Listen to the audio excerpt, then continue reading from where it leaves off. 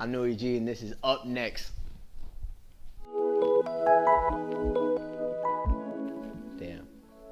So, just to keep it short, like, it's just kind of something that I've always wanted to do. Like, I wasn't one of the kids that, like, grew up, like, from 4 years old listening to hip hop, like, all my life. My very first rap song that I remember hearing is, like, when I was 10 years old, and I heard, Hip Hop Is Dead by Nas. And, like, I remember I went and told my dad, I was like, who is Nas? And, like, he flipped out and was like, yo, like, no way. So he went and bought me a cassette tape with, like, a bunch of records from, like, a bunch of old people from, like, ODB, Wu-Tang, like, oh, can I cuss on here? You leave it out? All right. But yeah, just from a lot of, like, big artists or whatever, like, back in, like, the 90s and 80s era, because he was a big, like, Rakim and B fan. And, like, that pretty much made me, like, want to write. And I remember back in the day when those cassette tapes had, like, the beats playing at the end of the tracks or whatever, so that, like, I would sit there and copy their flows and, like, write to their stuff when I was, like, 10 years old, especially with my, like, older cousin, like, Newy or whatever, Newy Rocky. Like, he kind of, like, was like, yo, let's get on this rap stuff, and you know what I'm saying? And we just kind of worked at it. So I guess that was, like, my big start. I never thought I was going to be, like, a rapper, though, until I was, like, 16. So, yeah. It's a dangerous question. You know what? Honestly, I think it's, like, technology has definitely made it super weird. Because, like, now it's, like, I feel like there used to be a clear separation between the underground and, like, you know, your mainstream artists or whatnot.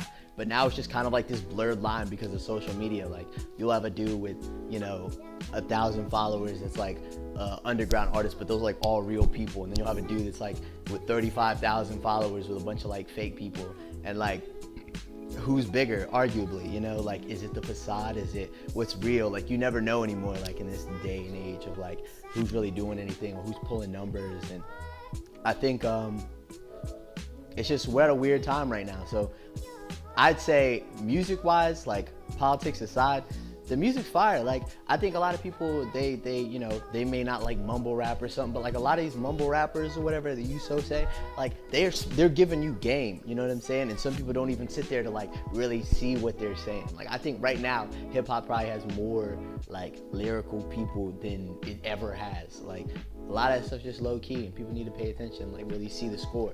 Like, that's facts. If I could collab with one person, Lucky, by far. Lucky, Dash Boy, Dash Money, you know what I'm saying? For sure. I love his music, man. I feel like out of everybody doing it right now, like, he's really been moving. Like, he's really been, you know what I'm saying, putting his stuff in the right places and just working dumb hard. And I see his work ethic and everything, and I just love his music. I've been loved his music, like, since, like, 2013. But yeah, so Lucky, for sure, 100%. I have a love-hate relationship with the military. I was young. It took me to places like Hawaii. It put money in my pocket, you know what I'm saying, when I didn't have it.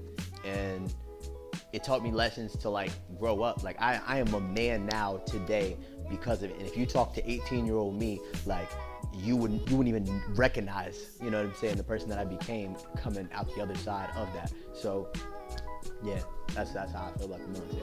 My favorite part, I think it's the kids, bro. Like, there's a kid or whatever, that literally, I remember when I dropped my vacancy video, he literally, like, his mom sent me pictures of him setting up his room like the vacancy video with, like, candles there, and, you know what I'm saying, like, he cut out the lights or whatever, and, you know, was sitting there trying to, like, get Christmas lights to, like, make his room all the colors, like, in the video. And so I'd probably say it's that, dude, like, understanding that, like, when I make music now, that there's kids that are gonna be listening to it, that are gonna be able to grow up and be like, I grew up on Newy Gee. Like, that's the greatest feeling out of all of this. Like, I definitely love the kids, bro. Like, they're what you call it. They're the future, and I feel like, you know, just being able to be like, yo, that kid was a fan of me, and that kid was, you know what I'm saying, bumping my music back in the day. Like, I love that more than, you know, anything else, like girls, monies, cars. Like, it's just influence and being able to connect with people. Like, people tell you their whole lives because you're an artist, and you have the time to sit and be like, yo, I felt that, and the reason why I made this song was because of you, or because of, you know, this emotion or this feeling or something. Like, you get to connect with people in a way that you couldn't possibly do it if you were doing something else. Like, and I love that, you know. Biggest inspirations. You know what? I think a lot of people are gonna sit here and compare a lot of my music to other artists, but I love movies. I think movies are what draws the inspiration for everything that I do. Like, from the clothes I wear to the music I make, the sounds, the sights, everything. All of it refers back to the movie, and I've been trying to incorporate that in a lot of my music videos too. If you watch my music videos, all of them have a theme or are related to some sort of movie. Like, the Shady Lady Motel is a literal roller coaster ride in the movie The Machinist, or whatever, with Christian Bale. Everything that I do is directly linked to a movie, and I can kind of direct people that are, you know what I'm saying, out of that field to go and check out new movies. Like, even the new music videos that I have or whatever, they're gonna be incorporating Fear and Loathing in Las Vegas, Frankenstein, like all types of stuff. And I'm just gonna continue with that theme because I feel like that's what makes me unique, and I feel like that's another element that, like, I'm grabbing another fan base of people that may not care about this new age of rap, but they're like, oh, his cinematography is fire. Shout out to Hungry Hooligan, because that man is the nicest on the camera. I don't care what nobody says. I love that. That's my brother.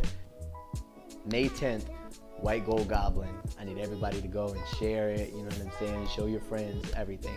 It's a 12 song length project or whatever. On SoundCloud, it'll have an extra record, my record with Ski Mask that I already released exclusively with SoundCloud. And it's an experience. It's a character. It's kind of giving you what the White Gold Goblin is and stuff like that. I made this project because I looked at myself in the mirror after buying my gold teeth, because I wanted to find kind of like my identity. Like, I knew that, like, when I made the Shady Lady Motel and When Heaven Falls, I looked back at those projects and I felt like they didn't have an identity. They didn't have the person that was, other than just, if you know me, then you understand the projects. But if you didn't know me, you didn't understand. So I feel like the White Gold Goblin is an attachment of me, and I feel like it's kind of like my inner FU, and like I wanted to give that in an album. And I feel like it's a journey, it's an experience, it's telling you a lot of time, like very important timeline to my life. Like, the opening track, Rodeo, it's literally talking about my tales before I go to LA. And I feel like now with my next project, or whatever I'm going to work on after this album drops, maybe I'll explain where I'm at that point in my life. But all of this is just a timeline, and that's, you know, I'm giving y'all me at the end of the day. So Newy Gee was a name that was kind of bestowed to me from some of my family members in Buffalo, New York. So Newy is from Buffalo. Newy is a street. It's Newburgh Avenue.